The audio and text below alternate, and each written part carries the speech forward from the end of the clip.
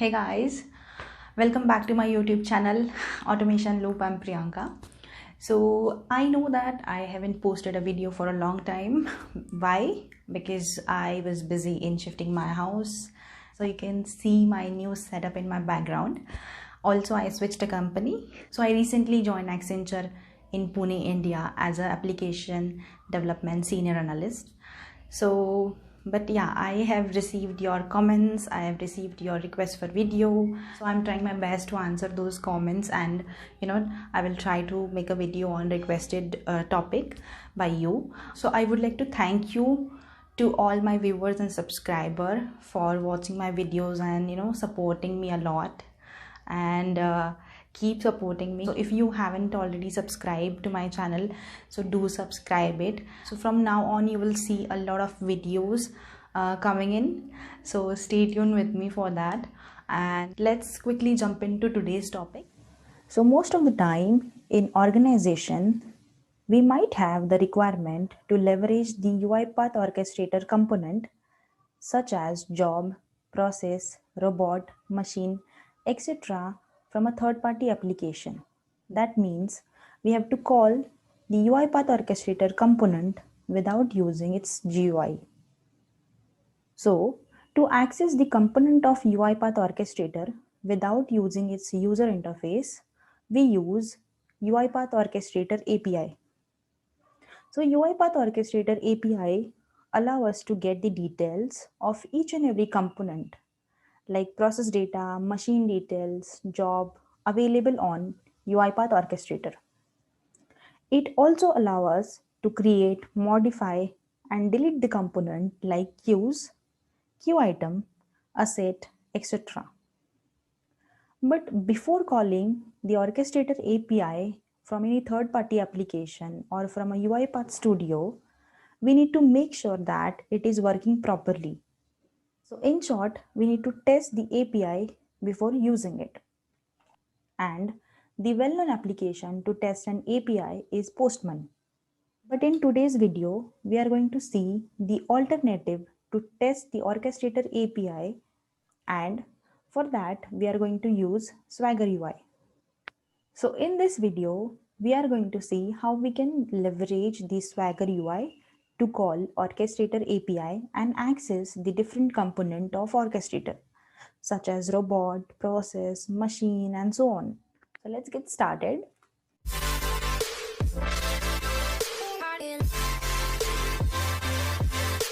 So first of all, we will see what is Swagger UI. So Swagger UI allow us to visualize and interact with API's resource without having any implementation logic in place. It is open source and we can use it for API design, development and testing purpose. So now we are going to see how we can access the orchestrator component with the help of Swagger UI. So to do that, we have to log into our orchestrator and we have to go to the tenant.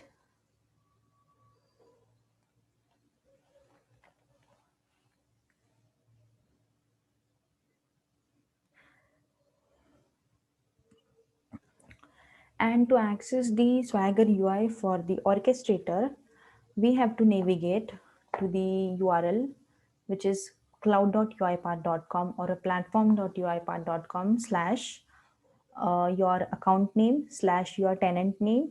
Then we can remove this and we can enter swagger slash index.html and just hit enter.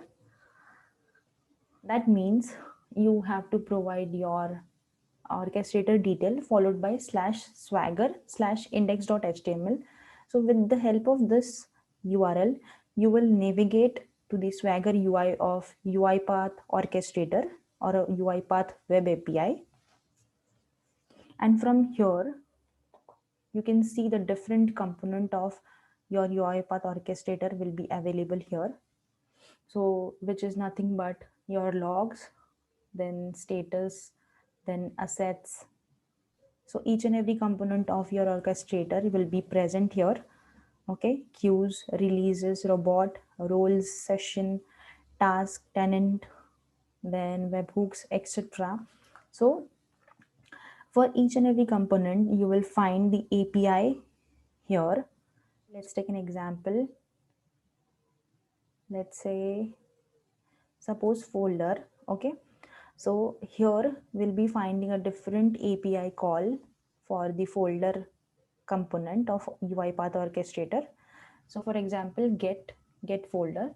So it will provide us the folder that are available on UiPath Orchestrator for the respective tenant that we have provided in the URL. For each and every API, it will provide what is the HTTP method. So mostly there are 4 HTTP method available. First one is get, to get the details with the help of API. Then the post, which is used to create the resources. That means, for example, in case of folder, we can create the new folder with the help of this API call. Then put is used to edit the resources. Okay, and then delete, which is used to delete the resources. So mainly these 4 HTTP requests you will find it here. Then we find it the relative endpoint. Relative endpoint means what? So here it is provided /odata/folders. That means we can access the UiPath Orchestrator folder with this URL, which is /odata/folder, but we have to provide the orchestrator URL, which consists of platform.uipath.com, your account name followed by your tenant name, and then after that you have provided this endpoint, you'll be able to access the folder. Then the parameter, so we can provide the parameter to filter our result according to the requirement, so we can provide it here. And in the response section, we can see that the code we are getting and the description about the code. This code is nothing but the HTTP response, and each and every code has its meaning. Like 200 means okay, 201 means created, and so on. So now if I want to get the folder data or folders available in my orchestrator instance, so I just need to click on try it, because as it is not taking any data, so I'll just click on try it and I will click on execute. So after that, it is executing the API call. Okay, and here in the response section, we'll be able to see the response coming. Okay, so here is the request URL. So as I told you, that /odata/folder is the relative URL, and this is the whole URL. Okay, which consists of cloud.uipath.com, as I'm using the cloud instance, and followed by the account name followed by tenant name. So this forms the whole URL. Then server response, we got the code 200, which means okay, and a request is successfully completed. So in the response body, we are getting few details, which is nothing but the OData count. That means we have only one folder present in my orchestrator. Okay, and in the value section, we can see that the key of that particular folder, display name, that is the name of a folder present in the orchestrator tenant, and this is the ID of the folder. So this is how, without providing any details to the API call, we are getting the folder data. We can verify the response we are getting here in UiPath Orchestrator. So let's navigate to cloud.uipath.com, then go to Orchestrator, tenant,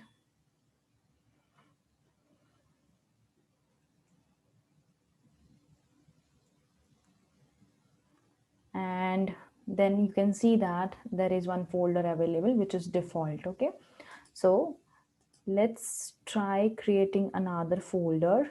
Okay, let's go to the tenant and let's go to the folder. Let's create one folder.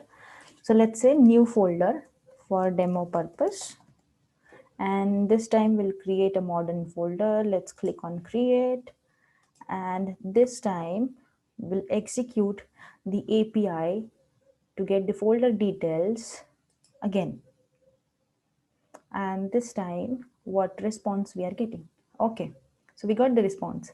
So as you can see here, the OData count has changed to 2, and we are getting the folder name which is default and the new folder. This is how we can access the orchestrator component with Swagger UI. So let's take another example. So we have just called the folder API. So let's try some different. So let's try to get the robot available on my orchestrator. To get the robot details, the HTTP method is get. Then this is the relative endpoint, and these are the parameters, few parameters. Okay, here to get the robot details, we need to provide the folder or organization unit ID. That means we have to provide the folder ID over here. Let's click on try it out. Then I can provide the folder ID here. So folder ID, I can get it from here also, FID, which is nothing but your folder ID. So let's copy it here. So this is the folder ID of default. Okay. So if you navigate to the folder, so you can see the folder ID is changing. So I have to copy the default folder ID because I have a robot created here. So let's get the folder ID, copy it and provide it here. Let's click on execute because all parameters are optional. So we just need to pass the folder ID, that's all. And we can see the response. And this is the request URL, which is orchestrator URL, account name, followed by your tenant name, and then your relative endpoint for getting the robot data. So the response code is 200, and we can see that OData count is 1. That means I have only one robot. And you can see that machine name is available, machine ID, then the name of robot. And if you go to the robot section of my default folder, you can see the same name available here. Also, we can see the username and the type of a robot, which is unattended, then the user ID and so on. So this is how we can get the robot data. Also, there are lot many components available here on Swagger UI. So we can access each and every component. We can get the details from UiPath Orchestrator. We can also edit some components. We can also delete some components, and we can also create some component.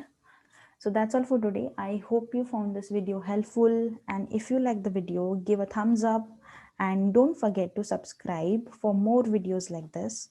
And thanks for watching.